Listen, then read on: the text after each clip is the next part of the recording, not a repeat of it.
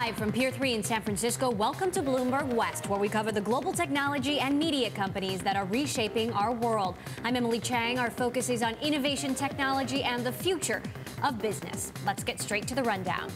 The bids for Hulu are due. Will the deadline be extended? Will Google outbid Amazon, or does Apple want a piece of the Hulu video pie? We'll bring you the latest. Coming up, a movie becomes a hit without ever playing in theaters. The formula for lovers only may turn out to be the new math for Hollywood movie production. That's after the break on Bloomberg West. Today in the New Hollywood, looking at how technology is transforming the entertainment business. Big budget studio films may still dominate in the theaters, but one filmmaker has found a way to deliver his shoestring budget flick via iTunes, and his profit margins are soaring. I dreamt that the bar was empty and then I was thirsty. You've never seen this film in theaters or on DVD. I love the way that you kissed me. But iTunes users have, a lot of them. We really bet on word of mouth. And with the internet, positivity spreads fast. Fast enough to make Mark Polish's independent film For Lovers Only the #1 romance movie on iTunes for 2 weeks and in the top 10 for over a month.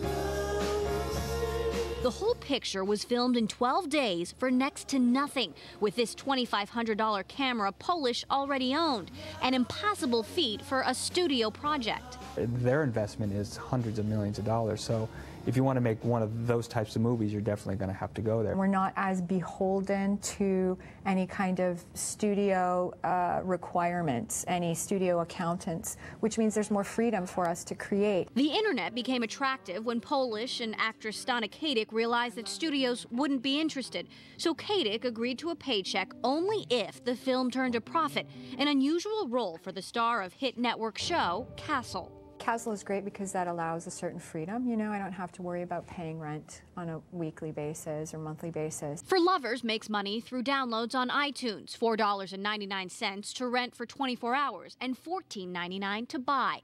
Apple keeps 30 to 40% depending on the type of download.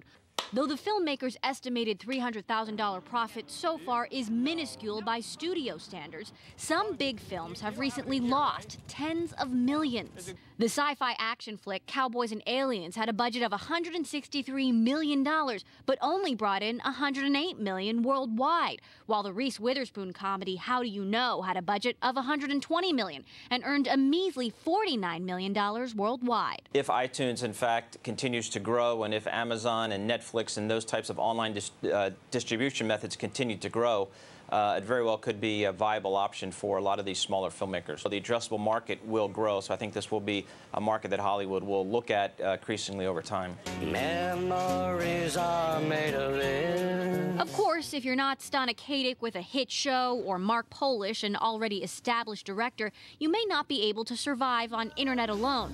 Analysts say while this straight-to-iTunes model is likely to grow, it's still a niche market catering to a demographic that doesn't mind waiting 45 minutes for a movie to download. Definitely skews towards the younger demos.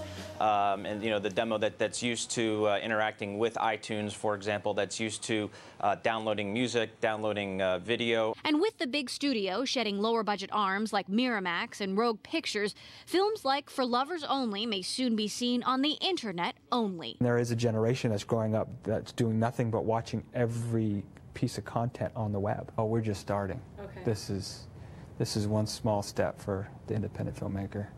I believe. That's a wrap for Lovers Only. Emily Chang, Bloomberg, San Francisco. For Lovers Only did no traditional marketing and relied solely on word of mouth and social media.